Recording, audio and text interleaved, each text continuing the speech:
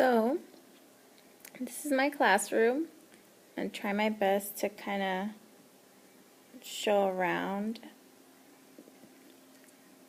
There's the smart board, and I have up what I'm supposed to be talking about just so that I don't forget. So what factors did I consider when I designed my classroom? Well, I knew that I wanted my kids to be in groups of 4 and have specific roles that they have to use. So you can't really see because of the reflection, but this is person number 1. They're the facilitator, and their job's to get their team started by having, a person read the problem or just sharing ideas, and make sure that everybody understands, the ideas that are being shared. And we move over to person number 2. That's the recorder and the reporter. They need to make sure that every team member is writing down the ideas that are being shared and what's being discussed. They need to make sure that everybody agrees with what's being discussed. And they're also, like, let's say, I don't know, in group projects, they're responsible for making sure who's going to be sharing what and making sure that everybody is sharing or talking out loud. Now we move over to person number 3, who's a task manager. I don't know whether there's a 4 on there. That should be number. Oh, my desks are actually not correct. Whoops. But here's person number 3. They're the resource manager, and this is the person that's, I guess the students really develop their roles as, I'm the person that gets the papers and everything for my team.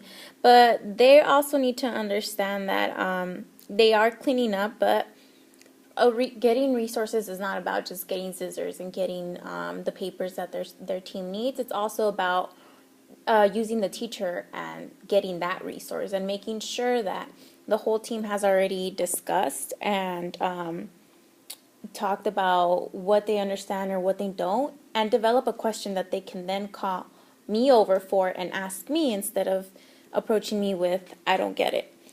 And I'm sorry that you're just looking at desks as I'm talking. This is the only way that I am able to do it. And lastly, person number 4 is the task manager. So they need to make sure that no one talks outside of their team, so they can work with their teams. They shouldn't be talking with any other teams.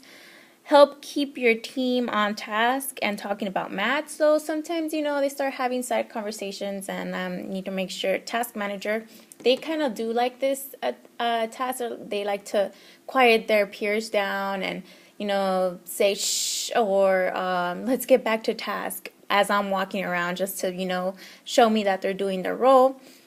And also listen for statements and reason. Why did you start that way? Will you say more about what you mean? So making sure that they're asking questions that help or clarify students' understanding.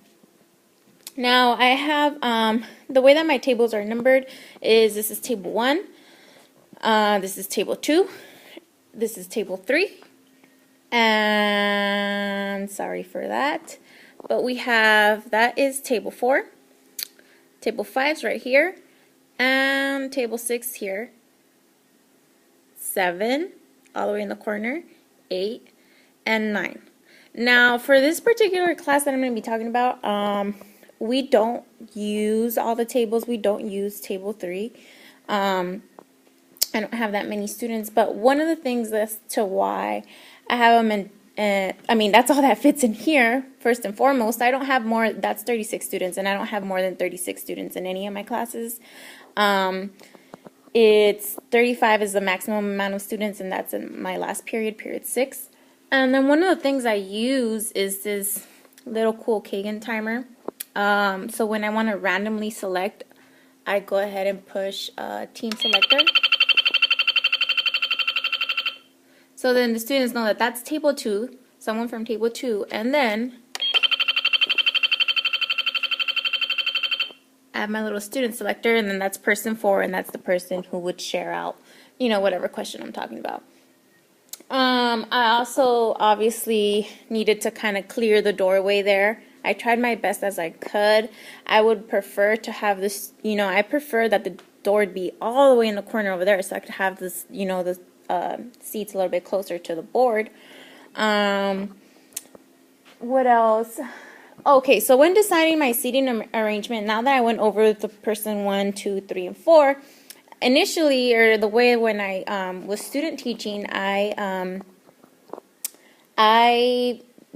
mixed them, like did heterogeneous grouping. Let me slow down and talk, right? And what I mean by that is person number 1 is usually, the highest skilled person in terms of math skills. So I would just basing it off of, math ability. So person number 1 would be highest, person number 2 would be high, medium, person number 3, medium, low, and then person number 4, obviously low.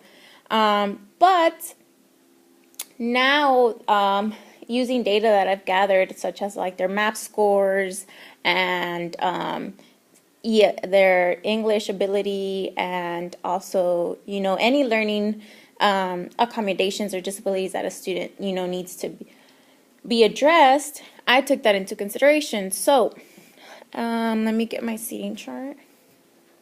Here's my desk. Now, I would recommend that if you don't have the seating chart file or PDF on you, that you do get that.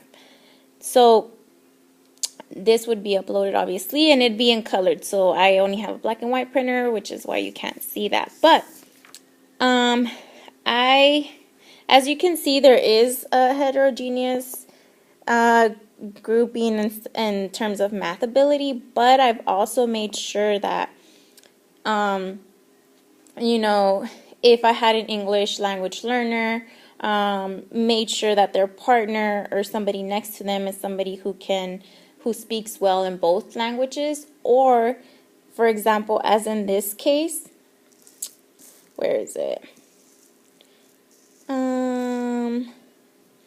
I believe it's Natalia and Diana. Okay, so Natalia is an English language learner, and Diana was too, but she scored proficient on the CELT, and she's a really good girl. So Natalia, behavior-wise, she's pretty bad, but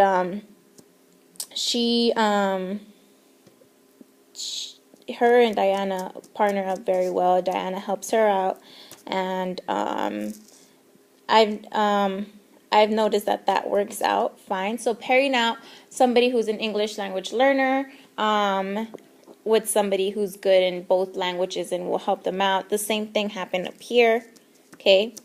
And then same thing I did with Mercedes and Samantha. Samantha's an English language learner. Mercedes was also an English language learner, but now she's proficient. Now, a lot of the things now that I took into consideration when designing, or the changes that I'm going to have to make, is in terms of like behavior. These two kids right here are best friends and like to get in trouble together.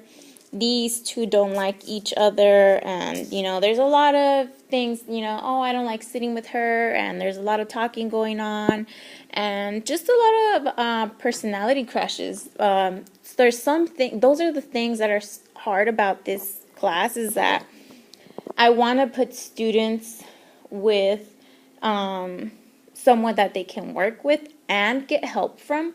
However, they don't like each other. It's during that I prefer to show you my nice views as I'm talking. They don't like each other, and that makes it difficult for me to try to place students where they would get the most help and benefit the most from. So just creating that environment where I've told them, you in here, we're a family, you need to work with each other and, respect each other and put differences aside, and I try to develop that environment, and it's been working. As you can see, they created their own norms, and so here's period 5. So math-related talking only, study, complete homework, never give up, participate, and listen. The way that this was framed was, I, asked students on the first day of school what was their goal for this class. And a lot of them typically answered, to get an A, to get a B, or to pass, or, things like that, or to learn more math. Then I said, well, how are you going to accomplish those goals? And that's when they started listing things like, study more, listen, have discussions in class that are related to math, don't give up, do all my homework, study, things like that. So that's how then they developed their own norms and voted on the ones that they would agree or to abide by. I think this pretty much covers it all. I'm just showing off my classroom because as I'm talking, I don't want you to just be staring at desks. Now, yeah, I hope you enjoyed my video. I have some cool math posters up there, the usual, and my word wall, which is hard to keep up to date. But yeah, I hope you enjoy the video.